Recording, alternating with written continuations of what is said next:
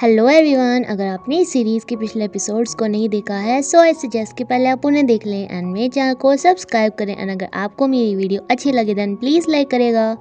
जहाँ ज़ॉम्बीज़ ने इतना तहलका मचा रखा था तो वहाँ पे एक यूट्यूबर भी आया था अपने सब्सक्राइबर को दिखाने के लिए कि क्या इस एरिया में ज़ॉम्बी सच में आ गए हैं। यहाँ आके से पता चलता है कि सच में ऐसा हो रहा है, लेकिन अब ये यहाँ से भाग नहीं सकता था। ये अपने बेटे को ढूंढते हुए इसके स्कूल में भी आ जाती हैं।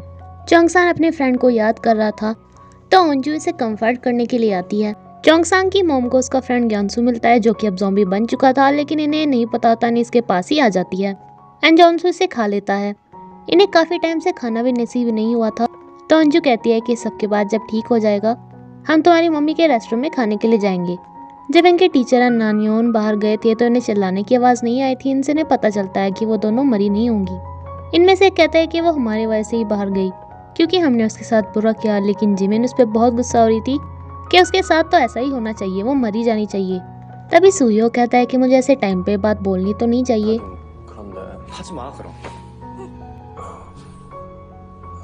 ये सबसे पूछता है कि किसी को बाथरूम नहीं जाना क्या? मुझे तो जाना था एंड दरअसल सबको ही जाना था।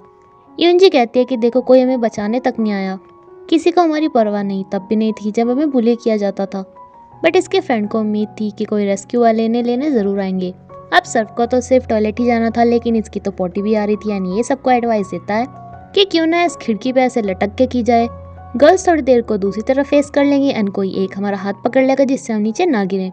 लेकिन अंजू के पापा जो कि एक रेस्क्यू टीम का हिस्सा थे, इन्होंने इन्हें कभी बताया था कि ऐसी सिचुएशन में हमें वॉशरूम वाली जगह अपनी रहने वाली जगह से अलग करनी चाहिए, इसीलिए इसका इंतज़ाम करने लगते हैं। एंड दूसरी तरफ इसके पापा जो कि स्टाफ रूम में टीचर्स के साथ थे वो भी यही काम करने में जुट गए थे। वॉशरूम तैयार होने में सबसे पहले सुयोग सबको हटाता है एंड पहले अपने आप को फ्री करता है। नामरा कहती है कि हमें बचाने के लिए कोई भी नहीं आने वाला, इसलिए हमें अपने आप ही बाहर जाने का रास्ता ढूंढना चाहिए। लेकिन अंजू को ये जगह फिलहाल सबसे सेफ लग रही थी। इन सबके साथ एक पॉलिटिशियन भी थी जिससे अंजू के पापा परमिशन मांगते हैं कि मुझे अपनी बेटी को बचाने भी जाना है, वो यहीं पे ही कहीं होगी। लेकिन ये इसे साफ मना कर देती है कि नहीं नहीं, तुम रेस्क्यू वाले हो, तुम्हारी जिम्मेदारी पहले हमें बचाना है, ना कि अपनी बेटी को ढूंढना। गुइनाम को स्कूल से बाहर जाना था जिसके लिए एक साइकिल पकड़ता है, लेकिन इस साइकिल की भी चैन फ्री हो जाती है। फिर भी ये इतना पावरफुल था कि ये ज़ॉम्बीज़ से लड़के एक रूम में चला जाता है। ये सब यहाँ से बाहर निकलना चाहते थे, लेकिन इस आर्चर का भाई भी इसी स्कूल में पढ़ता था जिसे जाके इसे ढूंढना था। मिनजी से कहती है कि तुम्हारा भाई तो अब तक ज़ॉम्बी बन गया होगा, उसे ढूंढने के लिए हम सबको मरवाओगी क्या? लेकिन ये इसे एक मारती है, यानी ये सीधी हो जाती है। डिटेक्टिव आके कहता है कि ये सब क्या किया तुमने? तो ये कहता है कि मैंने तो सबको पहले ही कहा था, लेकिन किसी ने मेरी बात नहीं सुनी, यानी उसे हॉस्पिटल में भेज दिया। और होता भी क्या, जो स्ट्रॉन्ग है वो कमज़ोरों को मार रहे हैं। मेरे बेटे को बहुत टाइम से बुली किया जा रहा था, ये मुझे तब पता चला जब उसने सुसाइड करने की कोशिश की। मैंने ये बात सभी टीचर्स एंड पुलिस को बताई, लेकिन मीटिंग के दौरान गुइनाम ने कहा कि हमें इन्हें बुली नहीं, सिर्फ मजाक हो रहा था। एंड डर के मारे इन तीनों ने भी बोल दिया था कि हाँ मजाक ही था। पुलिस ने भी अब बोल दिया था कि जब बुली होने वाले बच्चे गवाही नहीं दे रहे तो कुछ भी नहीं हो सकता। एंड प्रिंसिपल ने कहा था कि तुम्हें ये बात पुलिस को बताने की क्या ज़रूरत थी। इसके बाद उसे और ज़्यादा बुली किया जाता था। इसके पापा से समझाते थे कि अच्छा, इससे अच्छा तुम्हें उनका सामना करना चाहिए, लेकिन इसके बेटे को उनके सामना करने से अच्छा मौत लगती थी। इसलिए एक ऐसा वायरस बनाना चाहता था जिससे इसके बेटे में अपना बदला लेने की हिम्मत आए। डिटेक्टिव कहता है कि देखो तुमने ये सब क्या कर दिया, इसका कोई ट्रीटमेंट नहीं है। एंड ये कहता है कि इस बुरी दुनिया के साथ ऐसा ही होना चाहिए, इसका कोई भी ट्रीटमेंट नहीं है। ये इसे यहाँ से लेके जा ही रहा था कि यहाँ पे भी ज़ॉम्बीज़ हमला कर देते हैं। डिटेक्टिव इनसे लड़ रहा था तो ये काफ़ी खुश हो रहा था, बट फिर ये अपनी वाइफ एंड अपने बेटे को याद करता है एंड ये खुद भी डिटेक्टिव की हेल्प करता है, जिसमें इसे भी बाइट कर लिया गया था। तो ये इसे बताता है कि इस सब का इलाज है मेरे लैपटॉप में, जो कि ह्यूसन स्कूल के साइंस लैब में रखा हुआ है।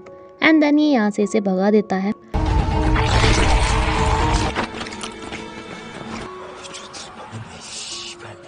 बाहर भी सब ज़ॉम्बीज़ बन चुके थे, लेकिन इसे एक मिलता है जिसकी हेल्प करता है, इसे बताता है कि वो ट्रीटमेंट कहाँ है, क्योंकि इसे डर था कि अगर ये मर गया तो ये राज भी यहीं दफन हो जाएगा। लेकिन ये अगला बंदा बहुत ज़्यादा डरपोक था। सुबह हो गई थी लेकिन इन्हें बचाने कोई नहीं आया था। नामरा सबको बताती है कि हम 3 दिन बिना पानी के रह सकते हैं एंड 3 हफ्ते खाने के, उसके बाद मर जाएंगे। ये काफ़ी नेगेटिव बातें कर रही थी, जिसपे अंजू कहती है कि हम तुम्हारी तरह टॉपर नहीं है, इसलिए प्लीज़ ये लॉजिकल बातें करना बंद करो। लेकिन सुयो कहता है कि नहीं, प्रेसिडेंट सही बोल रही है, क्योंकि ये नामरा को कभी भी उसके नाम से नहीं बुलाता। अगर इन्हें फ़ोन मिल जाए तो ये रेस्क्यू वालों को बुला सकते थे एंड फ़ोन मिल सकता था। टीचर्स वाली ऑफिस में, जहाँ पे सब बच्चों के फ़ोन जमा होते थे। यूनजी को पता चलता है कि इसकी वीडियो ग्विनाम ने शेड्यूल करके लगाई थी कि वह 9 बजे अपने आप अपलोड हो जाएगी, जिसके बदले में ग्विनाम ने इससे बहुत सारे पैसे मांगे थे। इसे लगा था कि पैसों का बंदोबस्त कर लेगा, बट इसे नहीं मालूम था कि यहाँ पे ज़ॉम्बीज़ अटैक हो जाएगा।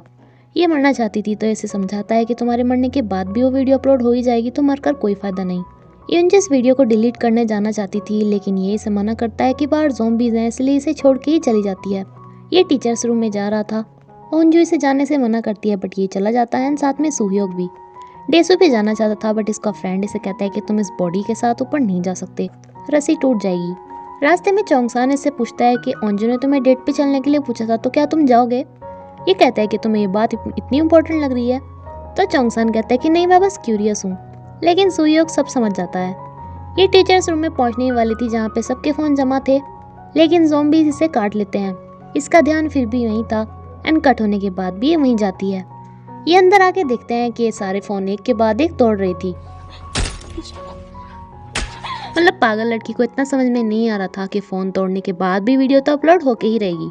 इन्हें समझ में नहीं आता कि कर क्या रही है। इन्हें एक फ़ोन दिखाई देता है। चोंगसान जा ही रहा था, लेकिन ये इसके ऊपर हमला कर देती है। इतनी मुश्किलों के बाद भी जब फ़ोन लेते हैं तो ये टूट चुका था, इसलिए अब ये दूसरा फ़ोन लेने जाता है, लेकिन इस चक्कर में अब ये सुहयोग के साथ यहाँ से नहीं जा पाता। ग्वेनाम के रूम में इसका प्रिंसिपल भी था, जो अपने आप कार से यहाँ से जाने वाला था, एंड ग्वेनाम को कहता है कि तुम मुझे कवर करो, वो भी धमकी देके। बट इसे नहीं मालूम था कि ग्वेनाम कितना बड़ा गुंडा है। एक हेलीकॉप्टर इस पॉलिटिशियन को बचाने आने वाला था, जिसके लिए ओंजू इन सभी ज़ॉम्बीज़ से लड़ता है एंड सभी को रूफटॉप तक पहुंचा देता है, जहाँ पे हेलीकॉप्टर लैंड हो सकता था। इसके जूनियर को लगता है कि शायद ये भी ज़ॉम्बी बन गया है, लेकिन ये काफ़ी ठीक ठाक था, जिसे लेके ऊपर आते हैं। हेलीकॉप्टर आता है एंड ये सब बच जाते हैं। चोंगसान बचता बचाता हुआ जिस रूम में आया था, वहाँ पे अपने प्रिंसिपल को दबोचे था। ये इसे डराने के लिए वीडियो बनाता है कि देखो मैं सबको दिखाऊंगा, लेकिन ये सच में अपने प्रिंसिपल को मार देता है। एंड नाउ ये इससे फ़ोन छीनना चाहता था, लेकिन ये फ़ोन चोंगसान के लिए बहुत ज़्यादा इंपॉर्टेंट था, जो कि इसे नहीं देने वाला था। नहीं, पीछे से इसे चाकू मार देता है। आर्चर सभी से लड़ते हुए अपने भाई की क्लास में पहुंचती है, लेकिन यहाँ पे सब ज़ॉम्बीज़ बन चुके थे। हेलीकॉप्टर्स बार बार आ रहे थे, लेकिन इन्हें बचाने कोई भी नहीं।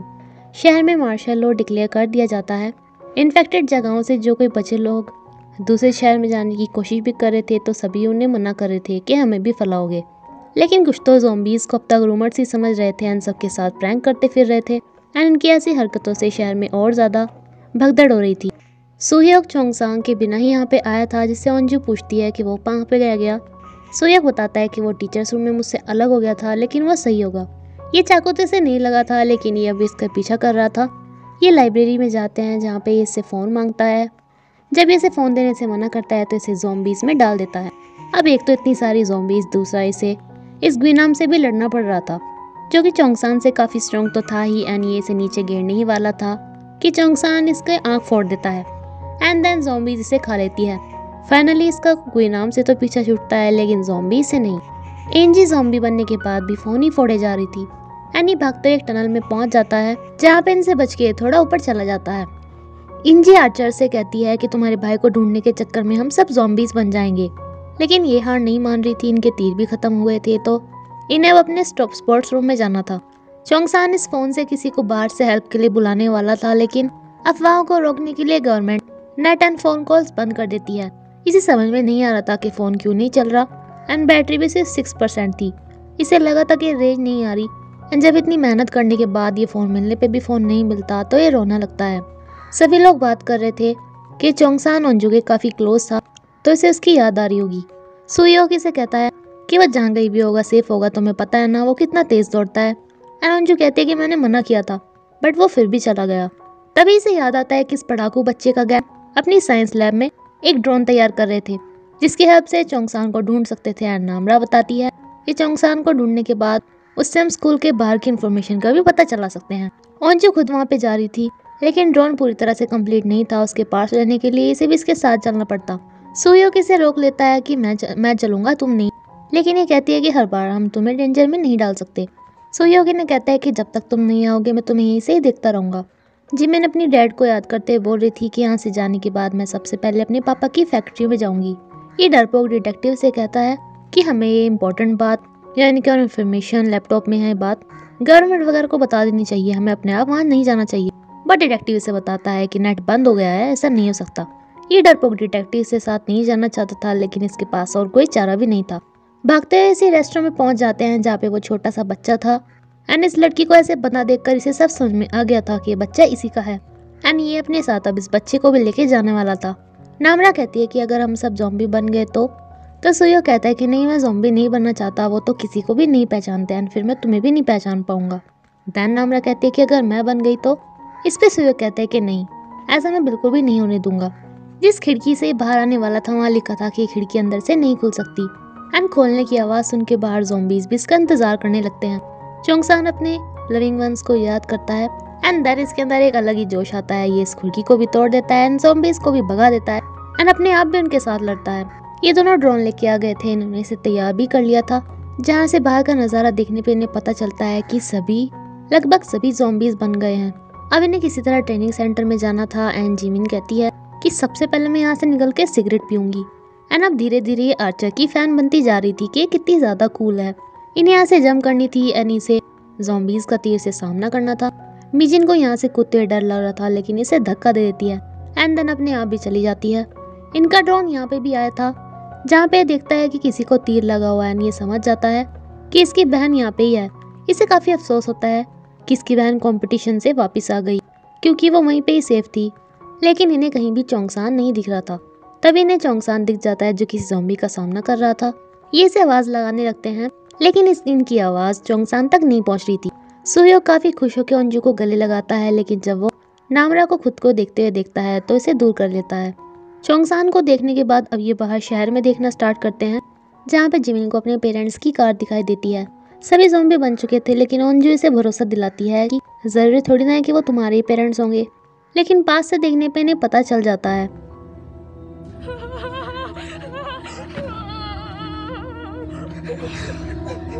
जिन सभी को रेस्क्यू किया गया था उन सभी को इस जगह पे लाया जा रहा था।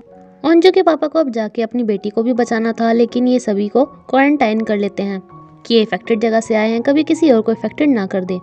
ग्वेनाम जिसे कि ज़ॉम्बी ने काट लिया था, ये जाग जाता है, जो सभी ज़ॉम्बी से डर रहा था, लेकिन ज़ॉम्बी इसे सूंघ के ही चले जाते हैं, क्योंकि अब ये भी ज़ॉम्बी बन चुका था।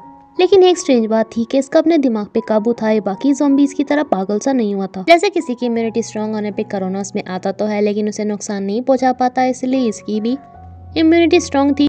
ये ज़ॉम्बी बन गया था, लेकिन अपने होशो हवास में था। अब चोंगसान ने जिसकी वजह से ज़ॉम्बी बना, इसकी आँख फोड़ दी, इसे उससे अब बदला लेना था। पहले से इतना बड़ा गुंडा था, अब तो ये ज़ॉम्बी भी बन चुका था, यानी ये खतरा बहुत ज़्यादा बढ़ गया था। इसी के साथ एपिसोड पे खत्म होता है फ्रेंड्स। Thank you.